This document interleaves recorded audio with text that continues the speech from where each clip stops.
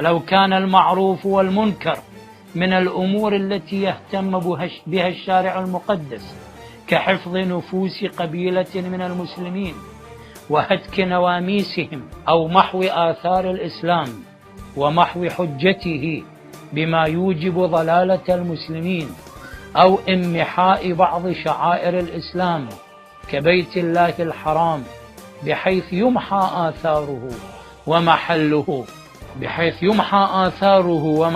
وأمثال ذلك، لا بد من ملاحظة الأهمية.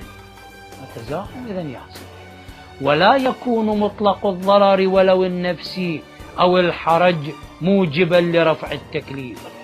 فلو توقفت إقامة حجج الإسلام بما يرفع بها الضلالة على بذل النفس أو النفوس فالظاهر وجوبه، فضلا عن الوقوع في ضرر أو حرج بدونها.